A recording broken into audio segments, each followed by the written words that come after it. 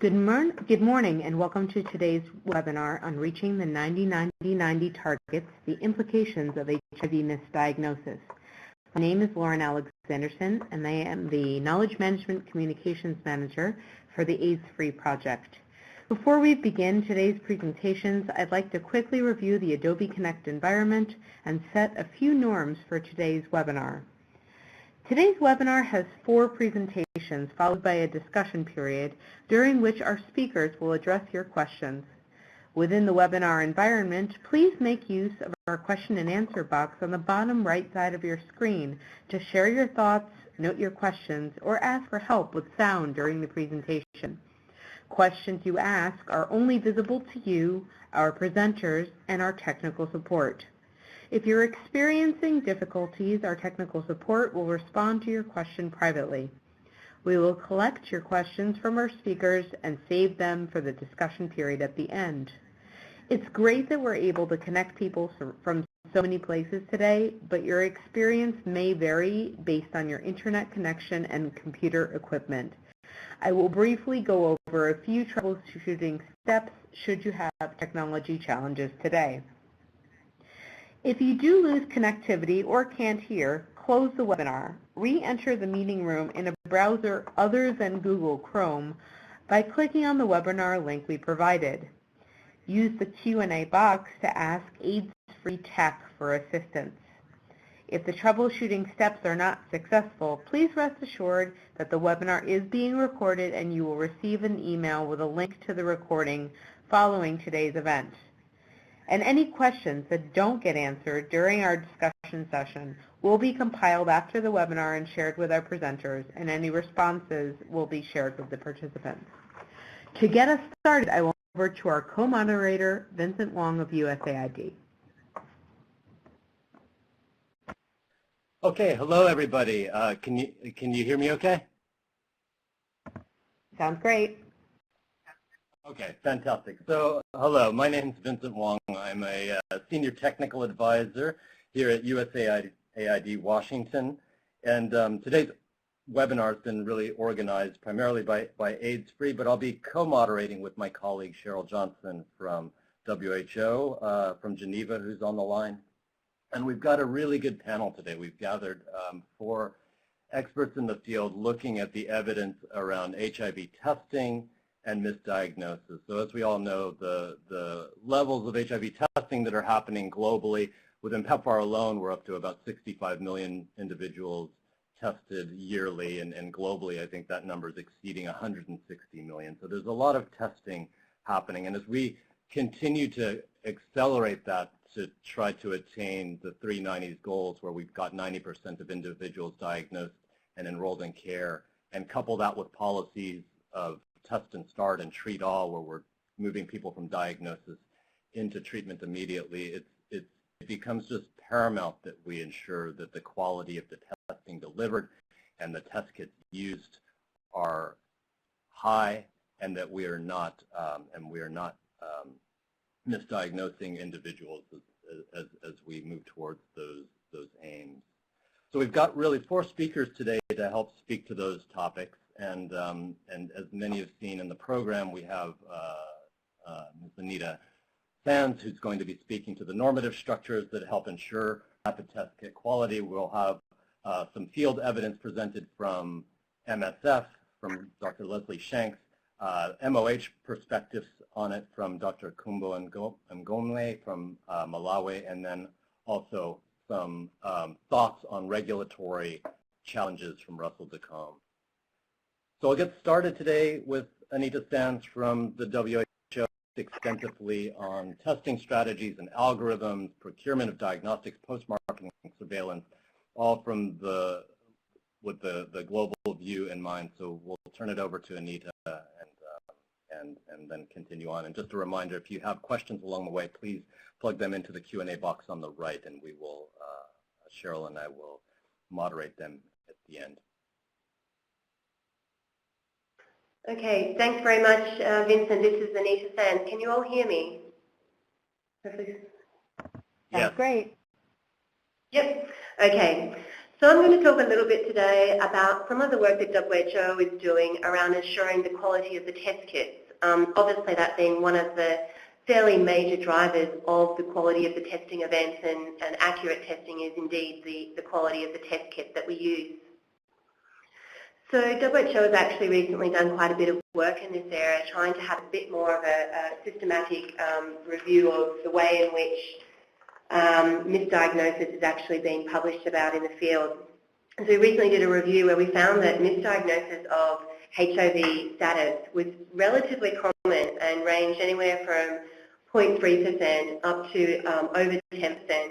And what that means is that people were diagnosed as HIV positive when indeed they were not. They were HIV negative, but for some reason either test kit quality or another part of the pathway led to them having an incorrect test result.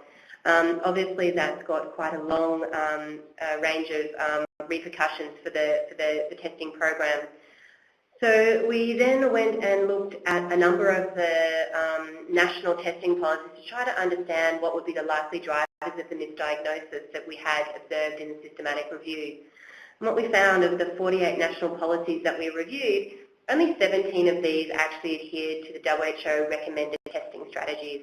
And I will talk in a few slides about the testing strategies and what WHO actually recommends, but these have been generated through a decision modelling process and been recommended for a number of years by WHO. Just a particular note, we noticed that quite a number of the countries were using the third assay of the algorithm as a tiebreaker to rule in HIV infection, which WHO does not recommend. We do know that that is a very big driver of false positive statuses.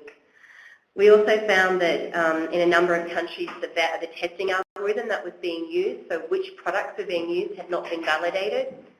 We saw there was poor training and supportive supervision of testing providers, both those in the laboratory as well as those lay providers and community testers.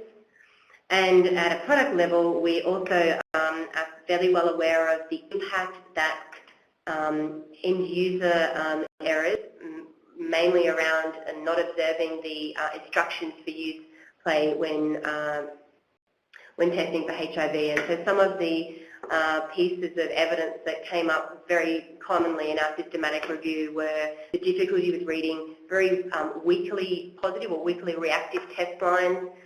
We found a number of studies where results were read before the minimum reading time had been reached. So the second that a positive test was being seen, that person was being diagnosed from that result. We also know that in a lot of countries it's very difficult to store the test kits within the claims made by the manufacturer, and they normally say that a test should be stored between 2 and 30 degrees, and we often observe that the test kits are stored well above 30 degrees and often even in direct sunlight. So there's a number of likely drivers that probably are contributing to this misdiagnosis, and there are a number of tools which WHO has. But one of the ones which we have recommended for a number of years, and we also realised in the course of the systematic review had not been widely implemented, was a recommendation for all HIV positive newly diagnosed to actually be retested before they were initiated into care and treatment. So I'm also going to talk a little bit in a few slides about what retesting is, but we did find that that was poorly implemented. Only 2 of the 48 policies we reviewed actually had retesting as an objective. So I'm going to also talk a little bit on a more scientific level, and I realise that perhaps this might be very interesting to some of the audience and perhaps a little bit more difficult for other members of the audience. But what we do know is that the landscape is changing. The profile of people who are coming for testing is changing. We now have much more coverage of antiretrovirals than we ever had before.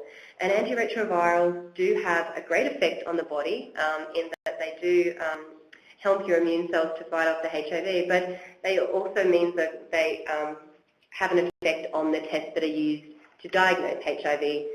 We know that antibodies, which is what most of the rapid tests are looking for, that we know that antibodies and their production is very much affected, particularly by early initiation of ART. So, for example, a very recent paper published by Michael D'Souza and colleagues showed that early initiation of ART during the acute infection phase actually led to a high rate of non-reactive serology results. So these people were coming up negative when indeed they were not, but the influence of the antiretroviral had an impact on the RDT that was used.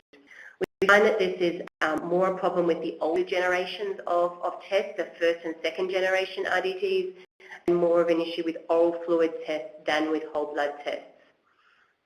We also know that nucleic acids, so the so-called viral load assays and EID assays, are also quite affected by exposure of ARVs. And so unfortunately these can neither be considered to be a gold standard when ARVs are working well. Their whole objective is to reduce the amount of virus in the blood to being undetectable, which means it would also be undetectable by the kinds of tests that are available. We also see, so that's on the sensitivity side, but on the specificity side, we also see there's potential for, and this is the misdiagnosis that's been much more widely published, and which was the main part of our main findings of our systematic review was around the influence that cross-reactivity and spurious reactivity has on the test. So this means that the test comes up falsely reactive, so it's falsely positive for the presence of antibodies to HIV. This is why we recommend testing strategies where more than one assay are used to come to that final diagnosis. What we have seen is as the market for HIV rapid test has expanded, the number of manufacturers has expanded, but also we have an increase in what we call rebranding agreements, where companies will buy a test kit from another company and rebrand it with their own brand and their own product code and their own product name. And so you might not actually know if you're indeed using two of the exact same product, but just with different brands within your testing strategy. So it actually makes the product selection decision very, very difficult unless one does a validation study. And also we know that certain interfering substances can in fact induce false reactive results in contaminant infections.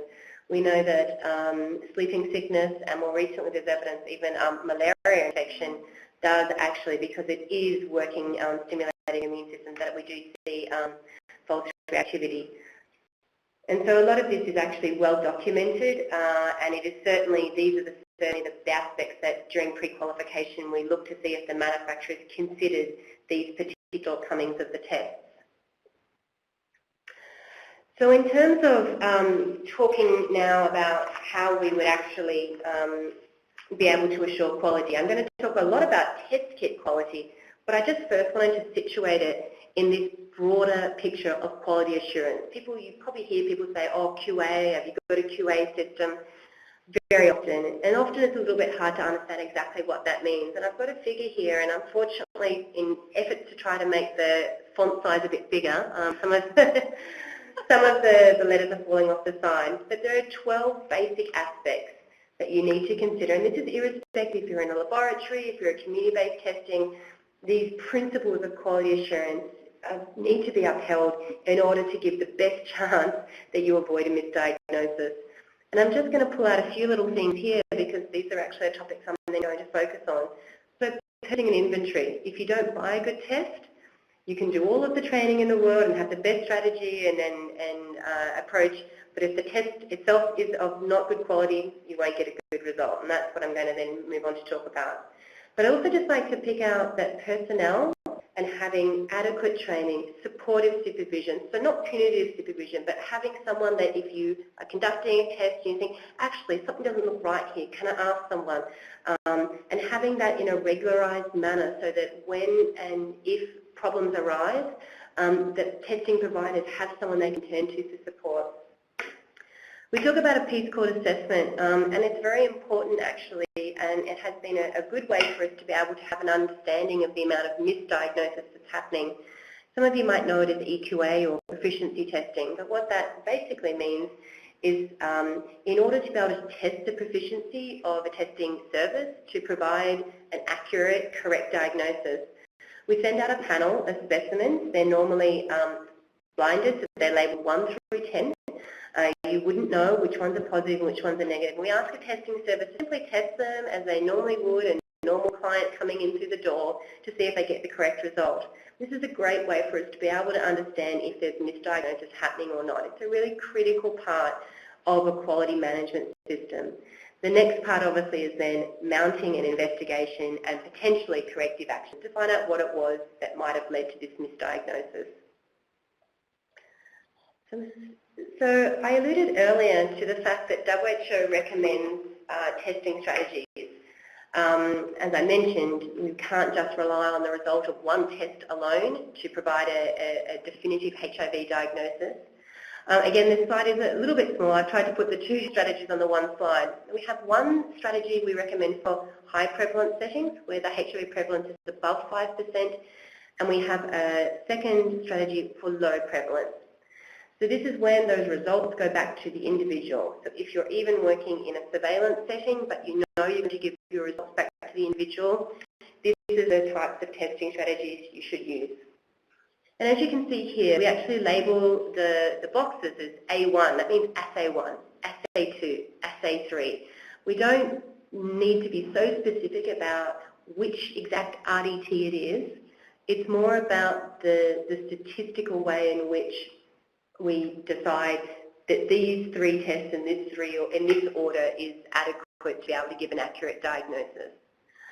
So I've circled in orange the 3 times when unfortunately you cannot give a same-day diagnosis. This happens in very few people, but there are certain people where you would only be able to have an inconclusive result for the first testing event. For high prevalence, these are individuals where assay 1 is reactive, assay 2 is non-reactive, and then assay 3 is reactive. And this, in some settings, is called a positive result, what we call a tiebreaker result. It's not correct. You really should call that person HIV inconclusive and ask them testing in 14 days. The specificity, that's the false positive rate of most RTs, is between 98 and 100%. That means we do expect that there will be some false positives. That's why we have 3 tests built in rather than just 1. And this is the low prevalence. It's where we see that the testing results don't concord to all be the same. So we have assay 1 reactive, assay 2 reactive, but assay 3 non-reactive. The other part of the algorithm, the strategies I'd like to point out is for people who are identified as HIV positive, that it is really critical to retest those individuals before they go on to ART. And sometimes it can be very difficult to understand the difference between retesting and repeat testing. Obviously in English they can mean pretty much the same thing, and I'm sure when you translate them they can mean the same thing. But for us, they actually have a very specific definition. When we say retesting, what we mean is to be retested on the exact same testing algorithm, so the exact same test in the same order, but on a different day, preferably at a different testing site by a different provider. The reason for retesting, the objective of retesting, is to find an error in the way the test was performed, an error in the way the specimen was collected, the finger stick was collected, potentially a transcription error. This will not control for when there is an algorithm that's used that is incorrect. So retesting is really to find simple errors, and transcription errors happen much more often than we realise. When we talk about repeat testing, this is for a very usual lab practice, that when you get a result that you don't expect, like a HIV positive result, you repeat it just to double check that it is true and correct. So you'll notice that throughout the test strategies we talk about repeating results when we see discordance. And so we build in many times little quality checks to make sure that when we come to a final diagnosis we're as confident about it as we can be.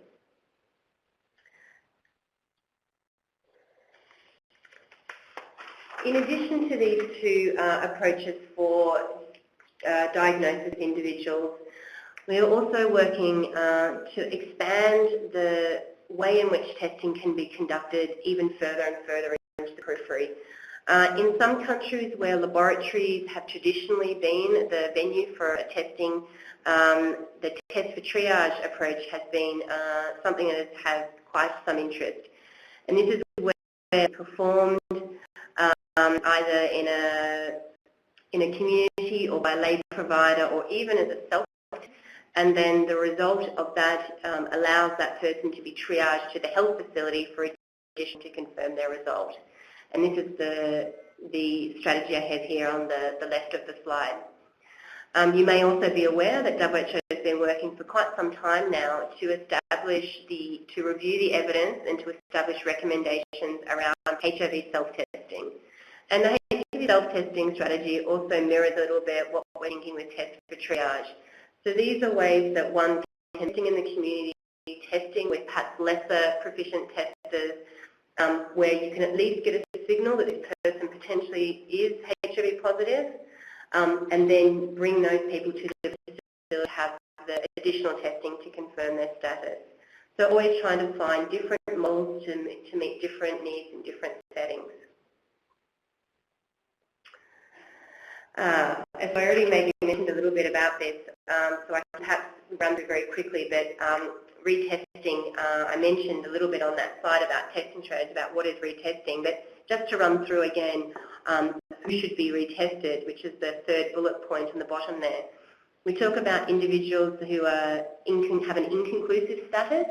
So these are people who we think potentially might be undergoing seroconversion. Seroconversion is in that first few months of HIV infection, so they might be positive on one test but but negative on another test. And so we do ask for those sort of individuals to come back in 14 days for retesting. We also ask, obviously, all of the newly diagnosed individuals to be retested. And of course, anyone who's HIV negative but remains at ongoing risk, we recommend to undergo retesting. And our WHO guidelines have quite a lot of specificity about who we would recommend retesting. So in terms of what is pre-qualification, I've spent quite a bit of time to what is it that we do to assure test kit quality. So WHO pre-qualification is an assessment of the safety, performance and quality of HIV hepatitis C viral load. It's a bit similar to a regulatory approval, and it is used for procurement decision making. I'm not going to run in a lot of detail here because we are nearly running out of time, but just to say that the pre-qualification process has 3 arms.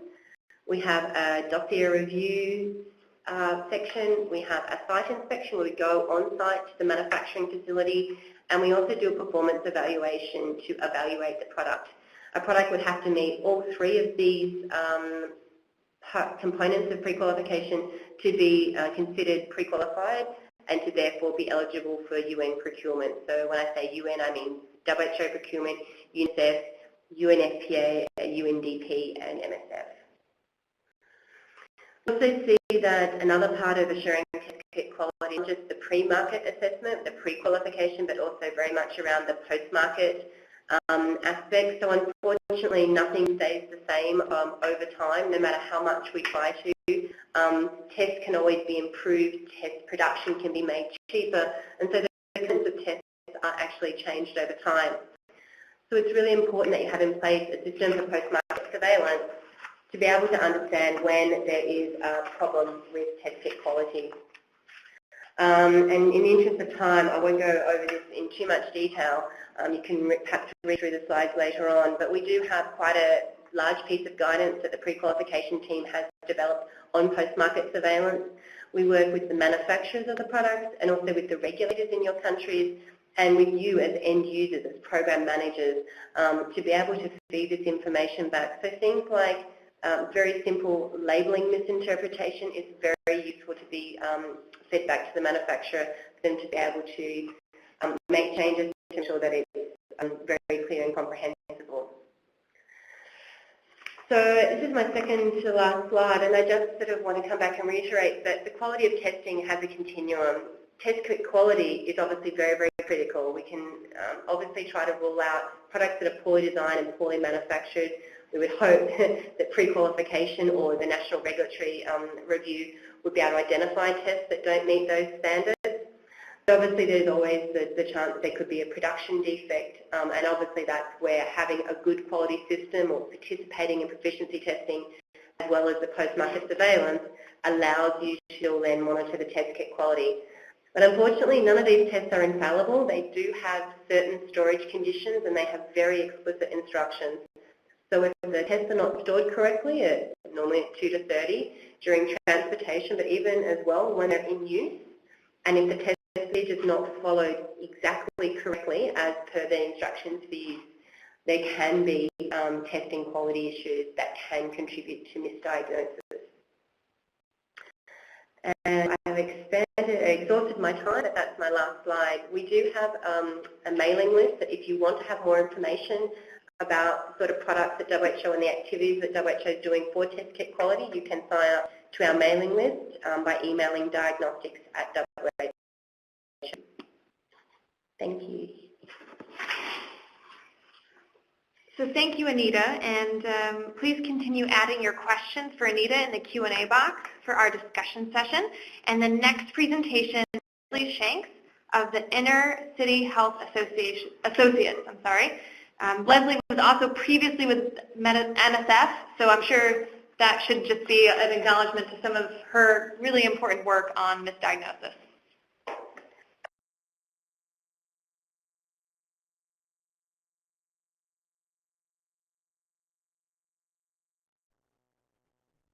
Hey, thanks so much, and I have to say I was very excited to hear that this was going to be the topic of a webinar. This is, I think, an extremely important topic, as has already been outlined, but it's often a deeply unpopular topic. So I think there's just so much work to be done in getting the message out that this is an issue, that it doesn't need to stop all of the important efforts to scale up and to get people tested, but instead that we need just to include the correct in the getting to the 90 targets.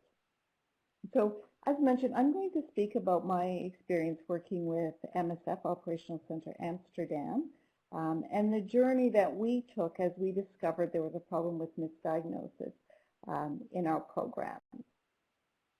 And this takes us back some time. It was the early days of our treatment programs to address HIV in the early 2000s, and we started to hear rumors from various countries that there were patients being included in our programs who did not have HIV.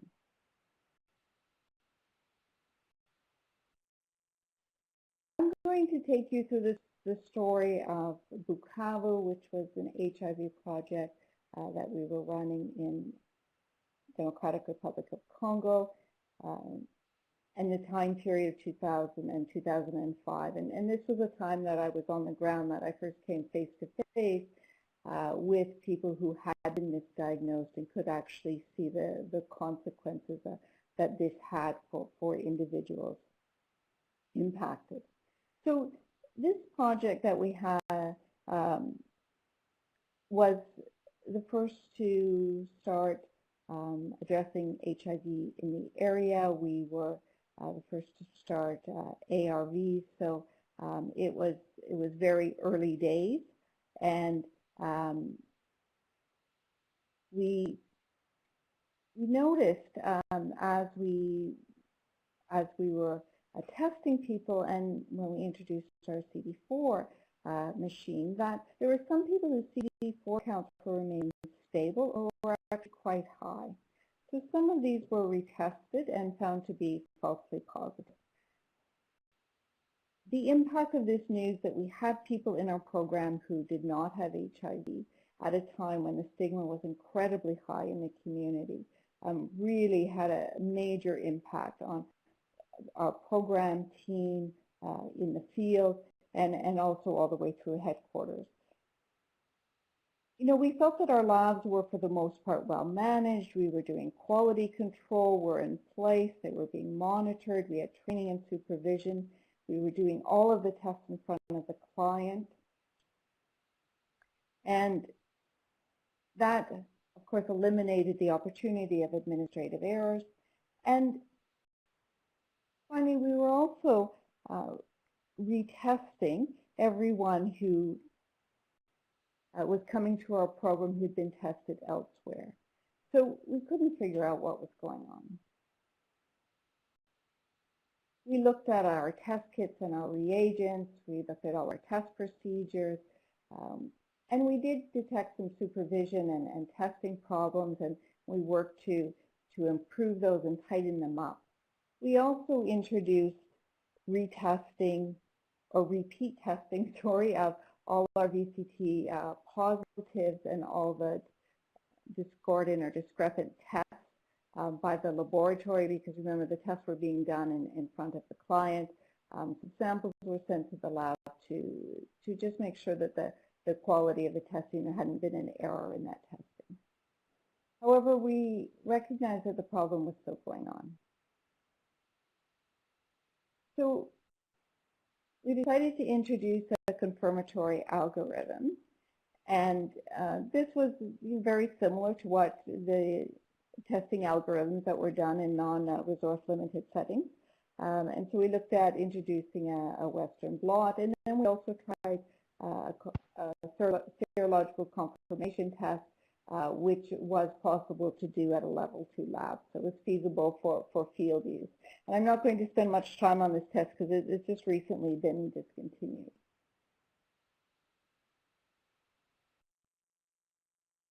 So we followed all of our clients who had been tested over a period of time, and we accumulated almost 3,000 samples. Out of those, there were 229 who were positive on a serial algorithm, so determining Unigold positive. And then we put them all through a Western blot. And we found quite astoundingly that over 10%, 10.5% were either Western blot negative or indeterminate.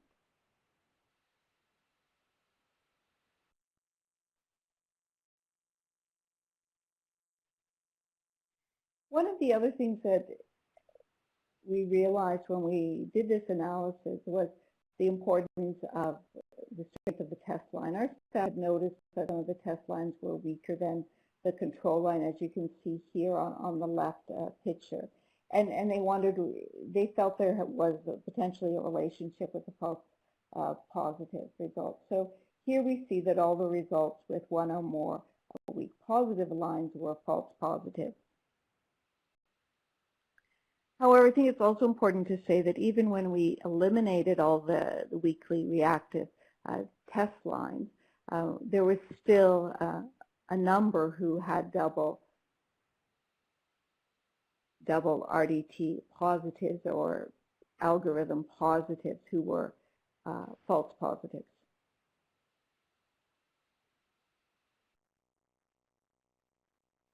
So this brings us to the issue of cross-reactivity, which I think many of you are familiar, but for those who are not, we're really talking about where an antibody will bind to an antigen that differs from its originator antigen. So instead of a malaria antibody binding to an HIV, so instead of a malaria antibody binding to a HIV antigen, it binds to an HIV antigen. But there's also postulated to cure more broad spectrum antibody response to infection, whereby you get these non-specific binding of antibodies to the test antigen. So here you can't correlate it specifically, for example, with people with malaria are more likely to have false positive tests if you're looking at this mechanism.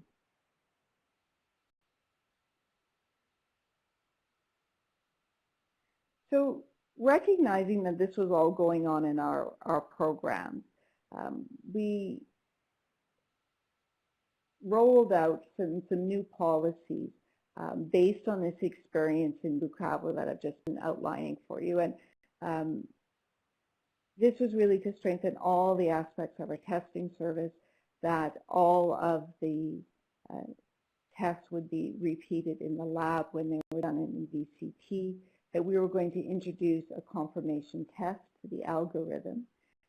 And then we also looked at retesting the cohort who had been tested before and diagnosed before we had introduced these changes.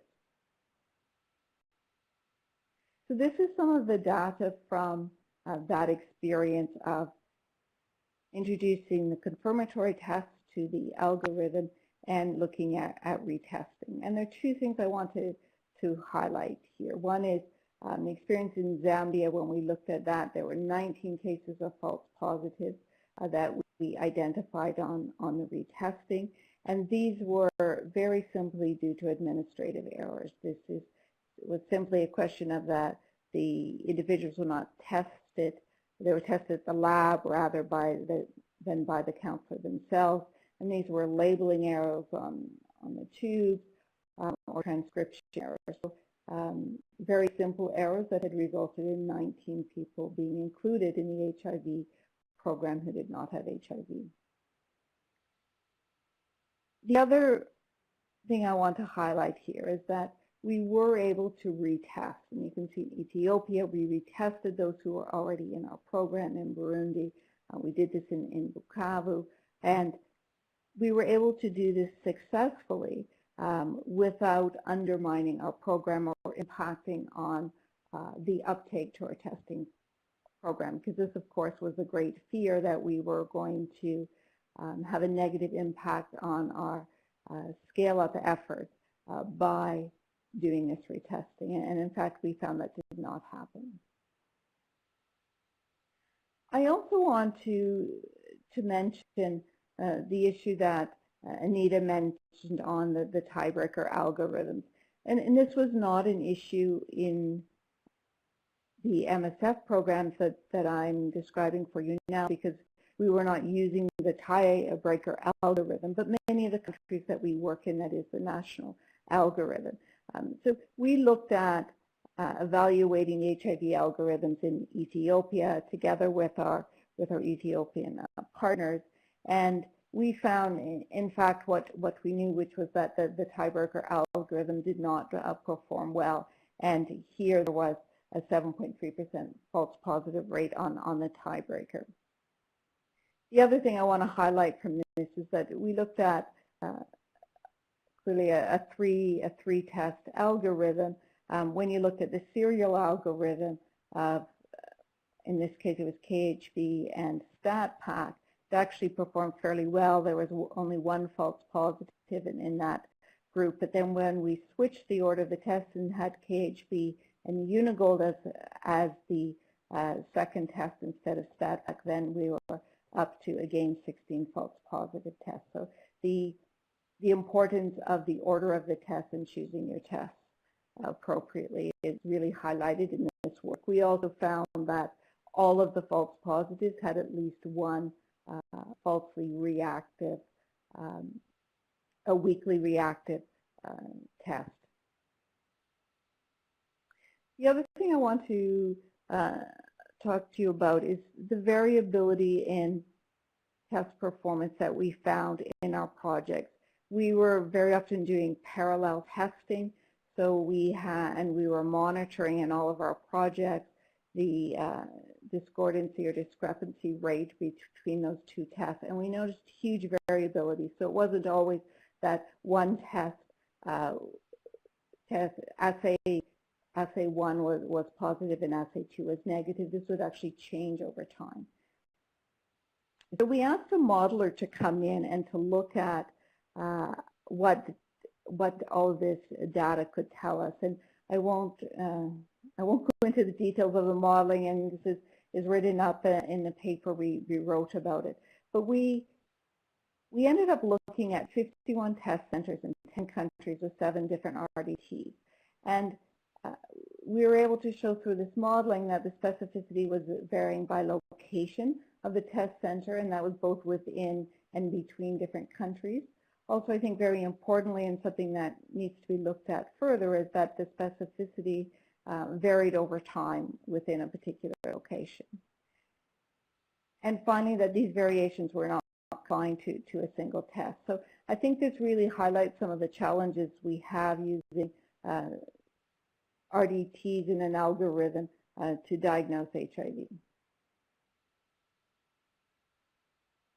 I want to finish by talking about the consequences of the false positives, because I think this is really what spurs us on to make the changes that are needed to improve our testing programs, to improve the accuracy of them.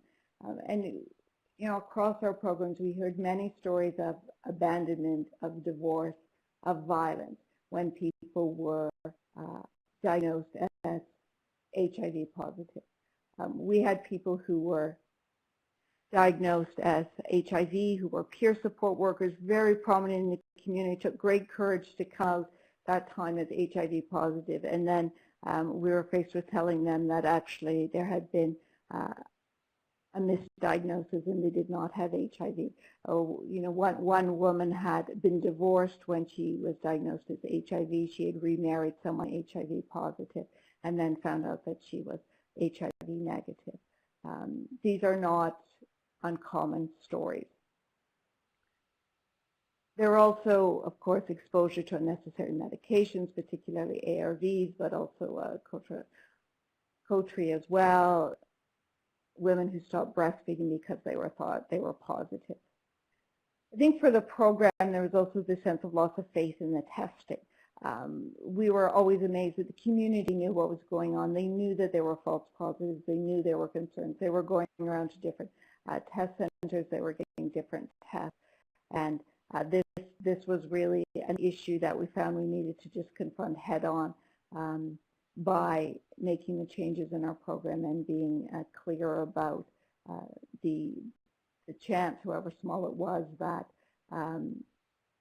the initial test was not positive. I think there were also myths of cure, and really from our program perspective, this is something we weren't able to quantify, but it's misuse of scarce resources to have people in your program who don't have HIV.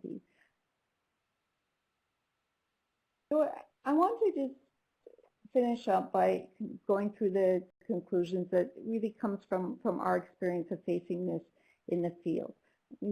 Clearly, as Anita has highlighted, there are many issues linked to misdiagnosis. We know that quality assurance programs are really key to improving performance. It's absolutely vital that the tiebreaker algorithms are abandoned and the WHO adopted algorithms are taken on board. I think this is something that is really impacting and causing a lot of misdiagnosis right now. The issue of cross-reactivity is a challenge. It's going to remain a challenge for us, I think, and we need to be aware of that. But the bottom line is that it is possible to dramatically reduce the risk of misdiagnosis out there. And I think the cost of not doing so, of not addressing this problem and allowing it to remain hidden are just too great for us to not face this head on. Thank you.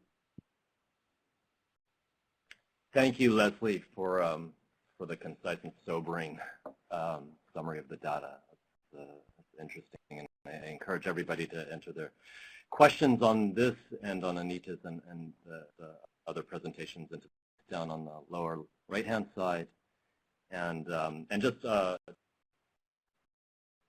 one correction, my Russell Dacombe will be presenting on HIV self-testing and quality rather than on regulatory structures. So please stay tuned for that. So we're going to move on to a talk from Dr. Khumbo Ng from the Ministry of Health, Malawi, and I'll turn it over to him to take it away. So please, Dr. Ng. Thank you very much. Can you hear? Yes, we can hear you. All right. Thank you so much. My name is Khumbo. I've already alluded, from the Ministry of Health, Malawi. I work as the HIV Testing Services Officer within the Department of HIV and AIDS. The topic that I'll be speaking on today is on the misdiagnosis of HIV status, the Malawi experience. Basically what we've actually gone through in terms of HIV testing as a program. From the time that we had the program evaluation up to date, what were the issues and all that was involved in terms of HIV diagnosis. So in terms of the presentation, I'll actually go a bit of introduction on what actually transpired and how the program was evaluated, and also a bit of a background on that, and some of the misdiagnosis reports that were actually captured from the field, and also some of the factors that were observed to be part of the contributing issues on the misdiagnosis, and also some of the lessons learned from the program evaluation and from diagnosis itself, and some of the reports as well, and also on the what steps as a country, as a program, we actually incorporated in our policy. So I'll share on that. So Malawi as a country, we have a population of 17.4 million people, and as of now, we have approximately 1 million people who are living with HIV, and the rest, if you look at the trend, it's actually a bit of stable. Since 1995, the trend has been the same up to 2015.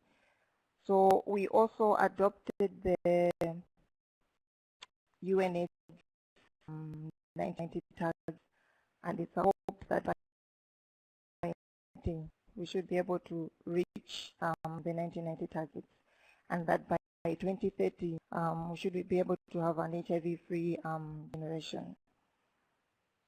So in terms of the background, Malawi as HIV testing services, we started doing the rapid testing in 2000. An innovation which is by Elizabeth Macro, which is the Malawi Cancer and Resource Organization. So after that, we adopted whole blood rapid testing. So in 2004, that's when we had massive increase in HIV rapid testing, since it was the time that we introduced the free ART to all clients positive. And in terms of sites, we started very slight, and as of Q4 2015, we had reached 847 static sites and 188 outreach. And to date, more than 5.5 million people have tested since the introduction of the FACETIME HTS indicator in July 2004. And you can see from the data that we've actually tested a lot of people. We've increased the access and the scale up in terms of HIV testing. And for the providers who have been trained, and now we, just like the rest of the country, we've actually, task shifted to HSAs and HTAs. And out of these 5,000, most of them are the lay providers, who are the HSAs and the HTAs. So the HSAs are the HIV, the health surveillance assistants, and the HTAs, these are the AV diagnostic assistants. And all of them are non-health professionals. But out of the 5,000, some of them are health workers, like the nurses, the police, and the doctors. So we've really done task shifting a lot, HSAs and the HDAs.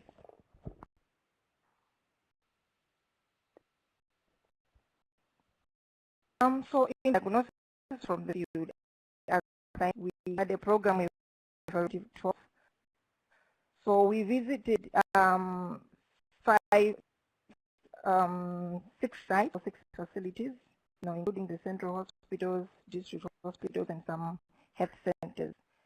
So if you look at the sites, I've just actually in A, B up to F, didn't actually want to include the actual names of it. But if you look at the numbers, we actually interested was from to F. If you go to, we tested like for D, the total tested were 320, and those who tested positive on determine, they were 8, which is 19.5%. And if you look at those who were concordant on Unicode, it was actually 250, meaning that out of the 258 who were positive on determine, 8 actually came up to be different. So if you look at 8, which is 3.1%, it's actually on a bit of a higher side, looking at the ratio of discordant. The same with E and F.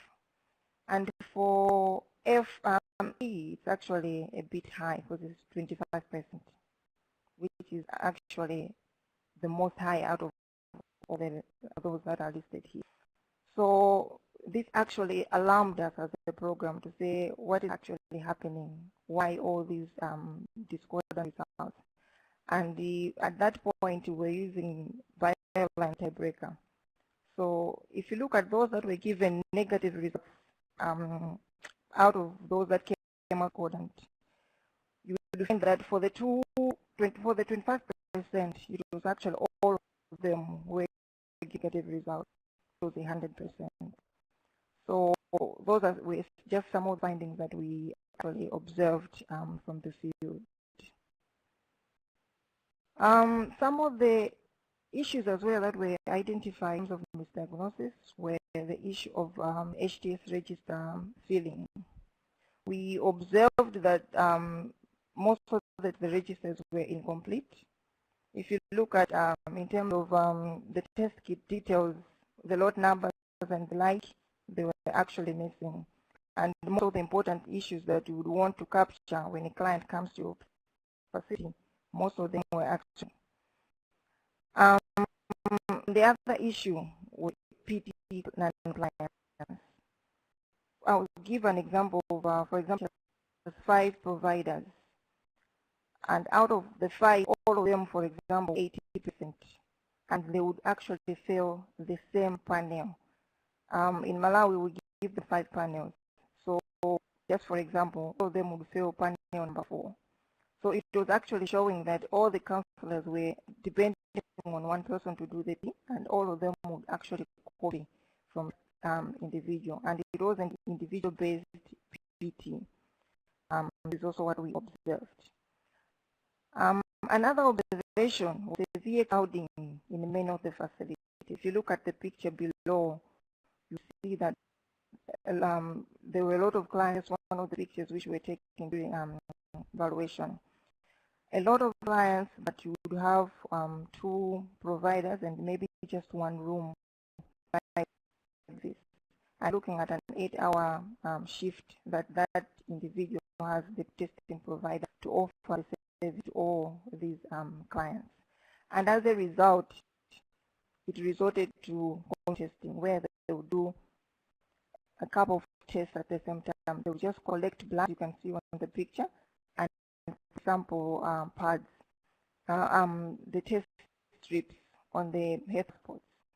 So it was actually difficult if you mix up, or maybe the wind has blown down the test strips, or you just go and then you come back and someone has mixed up the tests, you wouldn't actually know which one belongs to which one. Because if you look at the picture, it's actually in a mess. So that was also some of the issues that we observed from it. The same, there was also poor storage of the test kits. If you can look at the picture, you see that those are tips, but the way they've been placed on the working area, they've actually not been separated, and they are not in the pouch. And if you look closely, you'll see that they've actually placed samples on those determined strips. So there were perfect tests without separating the strips. This was also one of the contributing factors to the misdiagnosis. Like Leslie pointed out, say the cross-reactivity and issues of cross-contamination. These were just some of the issues we observed. And in terms of interpretation of the results, like for the faint lines, it was actually difficult for others to interpret when we were faced with such scenarios where they would have faint lines. The other observation was that, the providers would sometimes document whatever discover that whatever they thought the results were without sometimes actually doing the actual test. For example, when they get invalid results, they'll just assume to say, maybe this one is negative or positive and just document. Looking at whether they want to go back and do the test, repeat the test so that they get the actual result. So those are just some of the issues that we observed from the field. And out of the observation that we had, we also learned some lessons, which were very helpful program. The first lesson that we learned was that, the massive expansion in HTS coverage is actually a significant accomplishment, but sometimes it compromises issues of quality. And programs, sometimes we just focus on getting the numbers, getting people tested, people accessing the services, reaching them everywhere, areas, but the aspect quality is actually overlooked most of the times. So this was one of the lessons that we learned. And another observation was in terms of the screening. As a program at that point, we were using Determine as the first test, Unigorian test, and then Byline as a tiebreaker. And if you look at the time our provider spends with client, it would be more than an hour. And if you look at the numbers who present to the HTS for testing, they were presenting with a free ART that was being offered. So the other, maybe we could have a screening test, like maybe 1 or 2 with less incubation period, so that we could actually save a lot of clients without compromising the quality.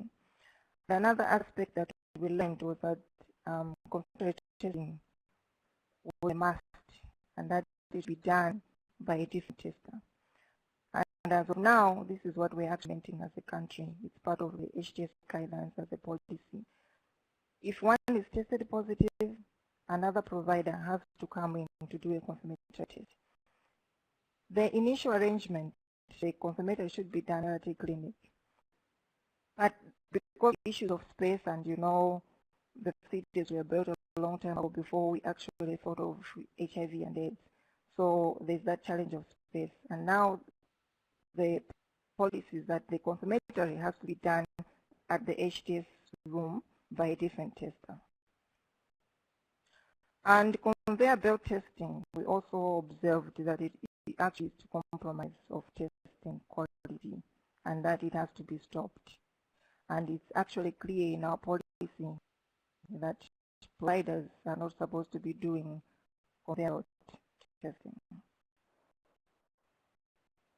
As a way forward, looking at the reports that we got from the field and from the whole analysis of the data from the evaluation, as a program, we took a step of retraining all the testers. So I'm talking about all the 5,000 testers who were there, including the trainers. And if we talk of the trainers, we talk the lab as well as the counseling trainers. And the curriculum which was adopted, which was called the Skills Intensive Training Curriculum, it was indeed intensive, and it was actually for 3 days. And it was interesting to see that all the trainers, even the lab trainers, would actually fail the Skills Intensive Training. So this was an eye for us to say maybe the people that we entrusted were not capable of doing the test, of actually training others. And the passing mark for the skills intensive training was 80% for the theory and 100% for the practical. So the practical was the PT part of it. And it was actually interesting to see that most of the trainers actually failed the skills intensive trainings. But for the providers, the score for the theory was a bit to 70%. As I mentioned, most of the providers are lay providers, they are not health personnel. So the passing mark was reduced to 70%. We didn't want to go below 70% because as a program we felt that it actually compromised the quality, but at least at 70% we were at least sure that we would get people of high quality. And the response to the revised 2016 HTS guidelines, we are actually strengthening the compliance by doing the dissemination meetings. And since we revised the 2016 guidelines, which are in line with the WHO guidelines, the UNA's 1990 target, our own national strategic plan. As a program, we also revised the training for new providers as well as the supervisors curriculum, which we're actually using as of now, and also we've centered supervision and mentorship, both at national level, at district level, and at facility level. In PT, we are continuing to implement the PT at least twice a year, and the emphasis is on individualized PT panels. We also changed the testing algorithm following the evaluation. We started using the determinant assessment. It sounds like your sound is cut out a little bit. For the tiebreaker, we're using both determinant and Unigod in parallel. We removed the bioline from the algorithm. And can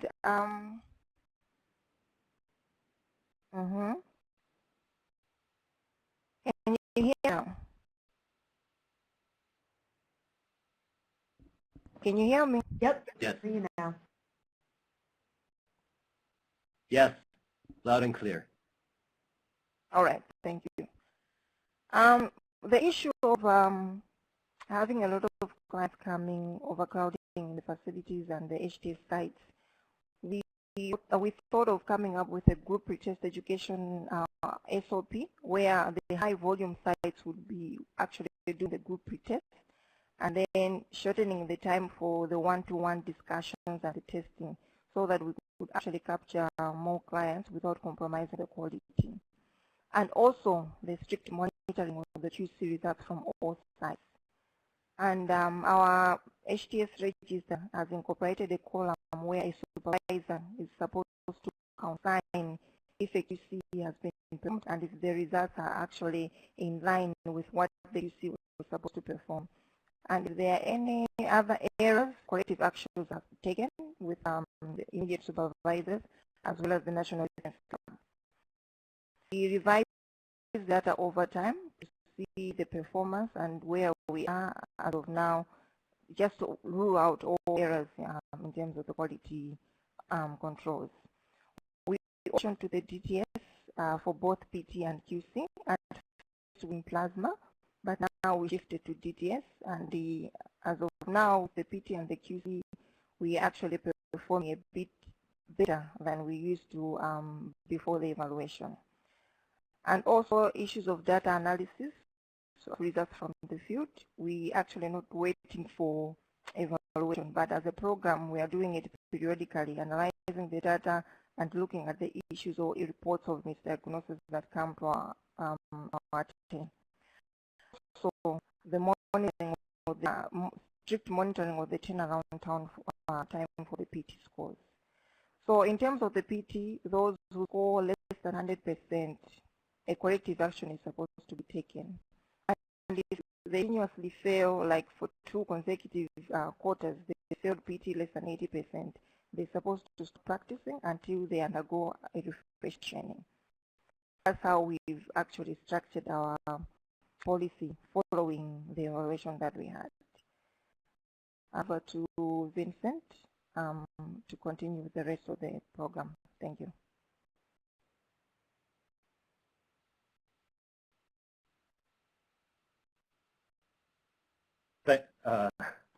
Thank you, Dr. Ngona, for the presentation. So we're going to turn it over to our last speaker, Russell Dacombe from Liverpool School of Clinical Medicine, going to speak to HIV self-testing and potential for misdiagnosis. And then we'll get into a brief period of questions, so put in your questions if you have them. We'll get to as many. Take it away. Okay, thank you. Okay, thank you very much indeed. Sorry for any confusion. My job role is part of the staff which is involved with stimulating the market for HIV self-testing, and I'm involved in the regulation of HIV self-testing. So hopefully I'll manage to cover a bit of both in this presentation. So first of all, I just wanted to give a definition of HIV self-testing and some of the complexities around the different models. So the definition for HIV self-testing is that a person takes the specimen, performs and interprets their own test in private, though the definition of private between the different models I'll get. Also, it's worth noting that in some models the individual will be responsible for storing their own for some periods of time. So that's also an issue that needs looking at. As Anita said in her presentation, it should be used as a screening test. It's also worth noting that HIV self-testing, one of its objectives is to reach those who wouldn't normally be reached by testing or don't normally access testing. So it's worth bearing that in mind, people like adolescents and men in many countries. So we may think of misdiagnosis, would we get them or wouldn't we get them? Anyway, so as I've said, there's a number of different models for providing HIV self-testing, and I'll just go through them in a bit of detail because it's worth knowing there's some depth to understand the different issues in misdiagnosed HIV self-testing or potential misdiagnosis. So the continuum of HIV self-testing is here in this slide, taken from the WHO guidelines on testing. So the top is supervised. So I talked a little bit about how private is private. So in the supervised self-testing line, you have community health workers or people in the facility providing a degree of supervision to the person who is conducting the test. They would keep their result private, but they would have a degree of support on the conduct of the test. When we're looking at unsupervised self-testing, again, community-based workers and clinics can also distribute the test to people they're able to access. But their role ends. Then it's up to the individual to carry out their test correctly and interpret their result correctly. And this also includes another area not possible with supervised HIV self-testing, which is completely open access, so the ability to get the test over the counter at pharmacies, such as you would do something like a pregnant, also over that. So a lot of people for misdiagnosis in HIV self-testing. The test characteristics, which some detail also play a part within HIV self-testing. So I won't go into too much detail on them because they've already been covered. And then the testing characteristics themselves. Anita also talked about individuals on ART. Obviously, the window period plays a significant part as well. But possibly also there's some evidence that literacy levels may also play a role in allowing the person to use and interpret the test correctly. So these could be incorrect performance of the test or incorrect interpretation. So test characteristics, as Anita has already said, all tests less sensitive, evidence around RDTs less sensitive to those and ARTs, and the generation of hit will determine the window. The earlier generation, the longer the window, and I'm glad that me and Anita agree on that, so that's good. So I'm just going to speak a little bit around the accuracy of HIV self-testing in intended use, in the individuals using it. I'm going to use a post presentation that was given at IOSA by Cheryl Johnson's colleagues and herself, Carmen Figueroa. And just to give you an idea that there are 18 studies included in a literature review looking around accuracy of self-testing. The majority were oral fluid, a minority were blood, and one was both. Specificity was pretty good across both oral and blood-based tests. Lowest 94, but mostly it was in the upper regions. But the issue of sensitivity was different, as you would expect to some degree, between the oral fluid and the blood-based test. So the blood-based test coming up much higher in the mid to high 90s, but quite a range on the oral tests, more so than you would expect just from variations in the kit. You would expect some variations in the kit. So using the information that Cheryl and Carmen and their colleagues extracted from the papers that they reviewed, and apologies, this is a little bit small, so I'm just going to say that the line that you probably can't read down the side encompassing the majority of the tests is the oral-based test, and the little one encompassing 3 tests at the bottom is the one for the blood-based tests. But we can see here that there is a number of tests that actually the sensitivity for the oral test is actually pretty good, and this may well be to do with the model of testing that was used and the population that was tested. So if you look at the 3rd and 4th one down, Naparila, which was done in Zimbabwe, I believe, with a supervised model, but there's quite a great difference between the sensitivity between the urban and the rural-based population. But it is worth noting that there's a huge variation on the confidence interval if you look at the forest plots to the right as well as the numbers. If you look down at the Mali paper that I believe was done in China, you can see there that there is again a lower sensitivity, and this was done unsupervised in an urban environment. And if you look at the Choco studies, which were done in Malawi with quite a high level of sensitivity and specificity, these were supervised. And again, you can see in the Asimwe studies from Uganda that there is a slight variation in sensitivity between the urban and rural. So I guess what I'm saying by this is there's a fair bit to kind of pick apart on the impact of different models of delivering HIV self-testing is in terms of potential for misdiagnosis. So I just want to share some of the experiences that people have had on the STAR project and some of the experiences that came through those papers. So there's a number of performance errors that have been documented, issues around packaging, issues around the specimen collection, especially it seems to be for blood-based tests, spilling of buffer, the reading and of the time, and indeed the instructions for use themselves, which are obviously pretty critical.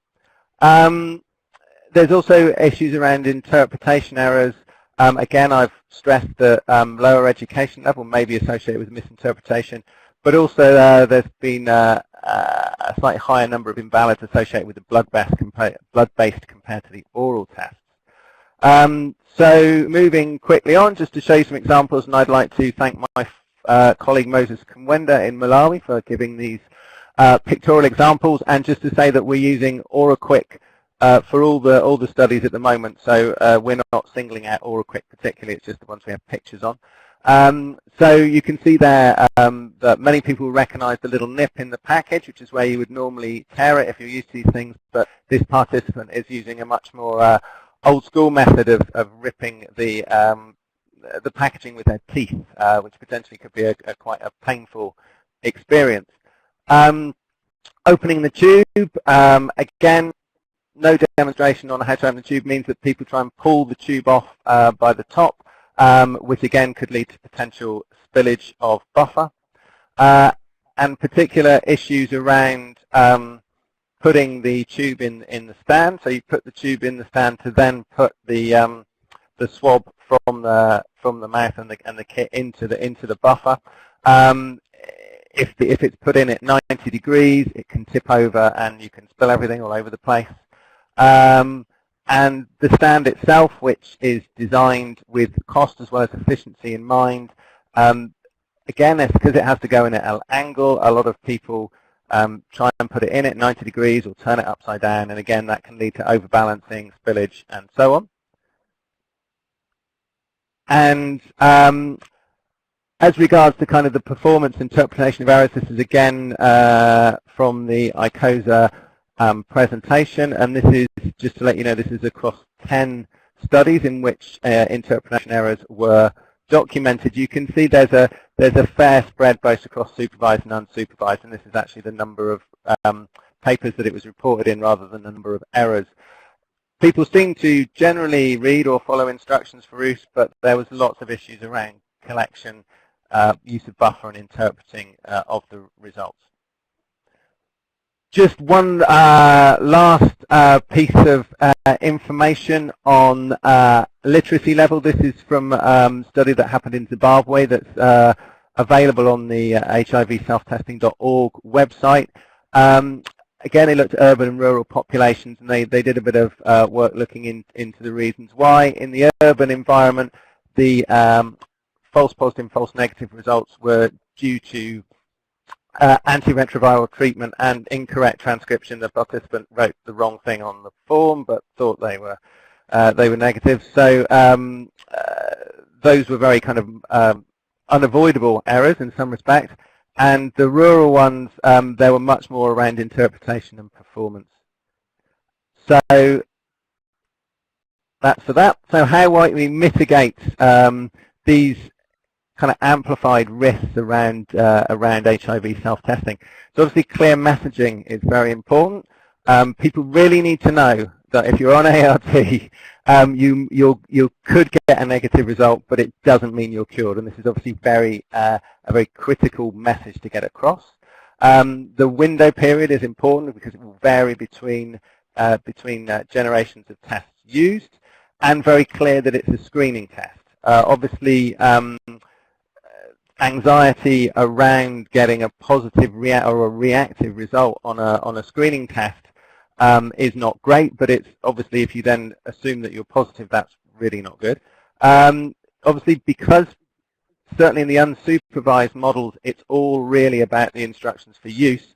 They need to be very well designed, and they need to go through a good process of refining to make sure that they are applicable to the context in which they're going to be used. Some studies have added videos, and obviously with the supervised model, and in some respects the unsupervised model distributed by health workers, you can add a demonstration step to that. As Anita and others have said in their presentations, monitoring through quality assurance is important, but there may be some issues around doing that with HIV self-testing, and obviously the retesting using the national algorithm to detect false positives is very important. So a little bit quickly around monitoring HIV test accuracy. Kind of monitoring it pre-market before it's distributed is fine. It will be the same registration, regulatory approvals, and the same quality control of test lots that's already in place for RDTs. Obviously, there will be a different need for regulatory approval based on the fact that they're self-tests, but if the systems are in place, the systems are in place. Post-market is more of a difference. Unfortunately, my color coding here didn't work too well. I was hoping for a kind of amber and red kind of look, but the cool chain, as has been mentioned before, is an issue, and particularly when it comes out of the hand of the health system. How do you monitor that in individual households and in individuals? Panel testing, obviously, sending panels out to people who are self-testing has a great degree of problems. Blinded rechecking may potentially be a model, and I'll talk about that in the next and hopefully almost last slide. And supervision is a problem in an unsupervised model, because by definition, you're not supervising people. So let's see if I can move this on. There we go.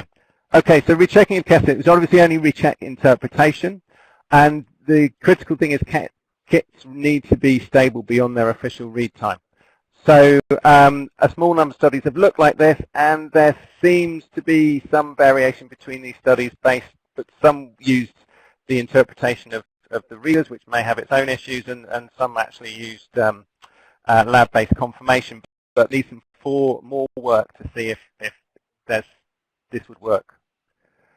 So in summary, HIV self-testing aims to target those who would otherwise not test, so it's important to bear that in mind. It may result in lower sensitivity. You need clear messaging and clear IFUs. False negatives may, well, for those around RP, are probably of great concern. False positives should be picked up by comparative testing, and EQA is challenging. Traditional methods will need to be adapted and tested. And now I think I've just managed it within my 15 minutes, so I'll now hand back to the moderators. Excellent. Thank you so much, Russell, and for the excellent. We're now going to take time for discussion, so please type your questions for our presenters in the Q&A box. We will try to get to as many questions in the time we have remaining. So let's go to our first question. Okay, thanks, Cheryl. So Vincent, first question, I'm going to package up two of them. The first is from, and these are both directed to Malawi and are specific questions for Dr. Ngona. So the first comes from Malesh Mehta, and she was asking about post-marketing evaluation of your test kits. And once the test kits are shipped from a manufacturer and enter the country, what sorts of activities or interventions do you have around post-marketing evaluation of those kits? And then related to that, Malawi is really an early implementer of retesting for verification prior to ART initiation. And one of the concerns that a number of us hear around that relate to a question from Shaukat Khan, who's asking about how is that best implemented in the era of test and start, and how are we not introducing a barrier to treatment if people are initiating on the same day and need to be retested to verify their status and their diagnosis? Malawi.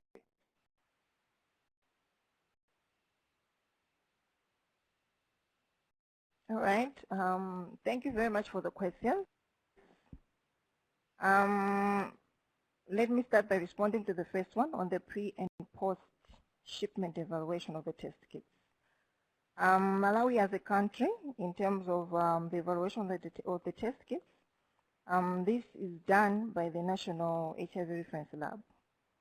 So whenever we have a shipment of test kits, the National HIV Reference Lab will actually do the evaluation of the test kits before they are distributed to all the testing sites. Apart from that, I've also talked of the EQA, the PT, the QC, and the post-market surveillance as well. That is also done.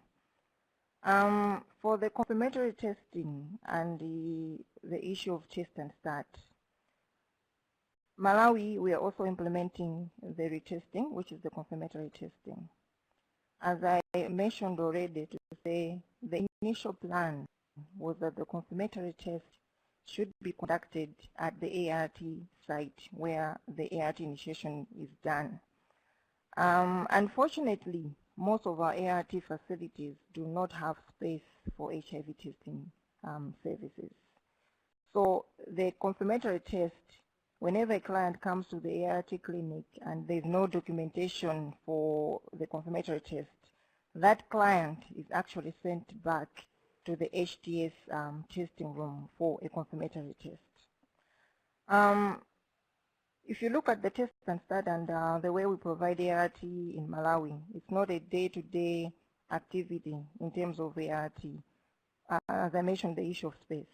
For some sites, ART initiation is done maybe twice a week or 3 times a week.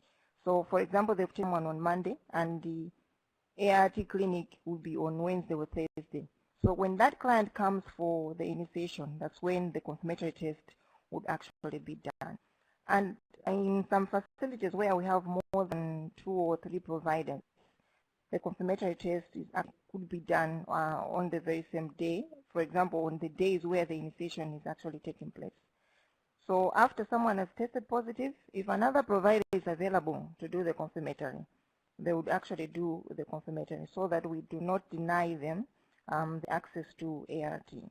As much as we are saying we are doing the test and start, but the clients are also given some time to actually reflect and digest and make a decision to say, I really want to start ART, and they need to undergo that education, the whole process before they actually start ART.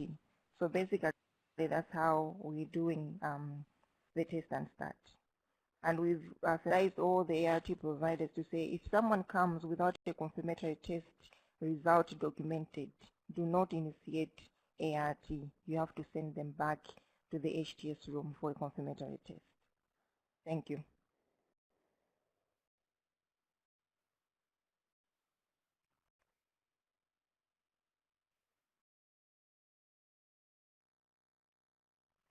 Thank you, Dr. Ngona. Cheryl, did you want to chime in with the question?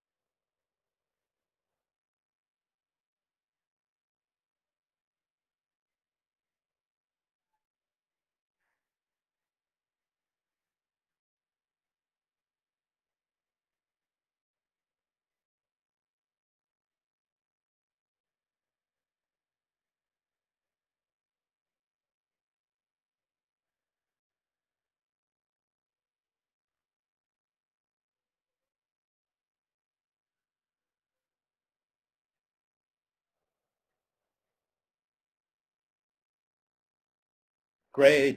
Thanks so much, Anita, for, as always, the very thorough response to the questions. So we are out of time. I apologize. There's a survey up, so please answer that to say whether or not this helped you in your work. We have a range of questions that are still up, and we intend to organize answers to those from the speakers. We'll post those to the community of practice, which AIDSFree should send a link to. So we'll try to get all the questions answered in some form or another, so we address things. I know there were a lot of questions on self-testing and linkage. There was a webinar a few months ago on self-testing. Some of those questions might be answered by going and looking back at that webinar, but we'll try to provide some references to that as well. So in ending, we covered a lot of ground. There are policy issues and health systems issues around procurement, post-marketing surveillance, the algorithms. I had algorithm questions for everybody as well. There are implementation issues and factors that we control, and others like cross-reactive antibodies where we have less control, and those need to be considered in any diagnostic process. And we've got emerging approaches like HIV self-testing, the needs for quality of testing and test and start, and those factors and approaches and issues need to be considered in how we're moving forward. And there are a lot of things we're doing well at, and other areas where we need more attention and work. So I'd like to thank the speakers. I'd like to thank my colleague Cheryl Johnson at WHO for helping co-moderate this session, and to AIDSFree for doing a fantastic job organizing and providing the logistic support to let this happen. So thank you, everybody. And I'm just recollecting, Cheryl, did you want to mention there is a misdiagnosis supplement that's in planning, and we might not have mentioned that, but Cheryl, do you want to say a word about that before we close?